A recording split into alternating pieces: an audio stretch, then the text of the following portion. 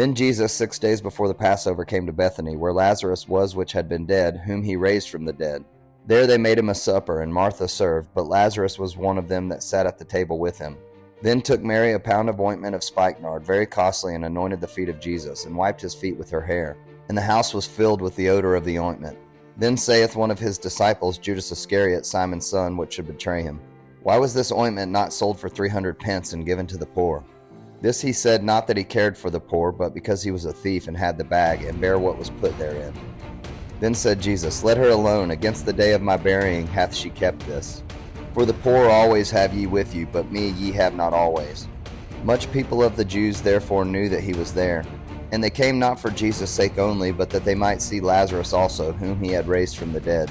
But the chief priests consulted that they might put Lazarus also to death, because that by reason of him many of the Jews went away and believed on Jesus. On the next day much people that were come to the feast, when they heard that Jesus was coming to Jerusalem, took branches of palm trees and went forth to meet him, and cried, Hosanna, blessed is the King of Israel that cometh in the name of the Lord. And Jesus, when he had found a young ass, sat thereon, as it is written, Fear not, daughter of Sion, behold, thy king cometh, sitting on an ass's colt. These things understood not his disciples at the first. But when Jesus was glorified, then remembered they that these things were written of him, and that they had done these things unto him. The people therefore that was with him, when he called Lazarus out of his grave, and raised him from the dead, bear record. For this cause the people also met him, for that they heard that he had done this miracle. The Pharisees therefore said among themselves, Perceive ye how ye prevail nothing? Behold, the world is gone after him. And there were certain Greeks among them that came up to worship at the feast.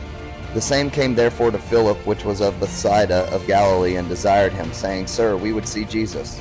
Philip cometh and telleth Andrew, and again Andrew and Philip tell Jesus. And Jesus answered them, saying, The hour is come that the Son of Man should be glorified. Verily, verily, I say unto you, except a corn of wheat fall into the ground and die, it abideth alone. But if it die, it bringeth forth much fruit. He that loveth his life shall lose it, and he that hateth his life in this world shall keep it unto life eternal. If any man serve me, let him follow me, and where I am, there shall also my servant be. If any man serve me, him will my Father honor. Now is my soul troubled, and what shall I say? Father, save me from this hour? But for this cause came I unto this hour. Father, glorify thy name. Then came there a voice from heaven, saying, I have both glorified it, and will glorify it again. The people therefore that stood by and heard it said that it thundered. Others said, An angel spake to him. Jesus answered and said, This voice came not because of me, but for your sakes. Now is the judgment of this world. Now shall the prince of this world be cast out. And I, if I be lifted up from the earth, will draw all men unto me. This he said, signifying what death he should die. The people answered him, We have heard out of the law that Christ abideth forever. And how sayest thou, the Son of Man must be lifted up? Who is this Son of Man? Then Jesus said unto them, Yet a little while is the light with you. Walk while ye have the light, lest darkness come upon you. For he that walketh in darkness knoweth not whither he goeth. While ye have the light, believe in the light, that ye may be children of the light. These things spake Jesus, and departed, and did hide himself from them. But though he had done so many miracles before them, yet they believed not on him. That the saying of Esaias the prophet might be fulfilled, which he spake, Lord, who hath believed our report? And to whom hath the arm of the Lord been revealed? Therefore they could not believe, because that Esaias said again, He hath blinded their eyes and hardened their heart, that they should not see with their eyes, nor understand with their heart, and be converted, and I should heal them. These things said Esaias when he saw his glory, and spake of him.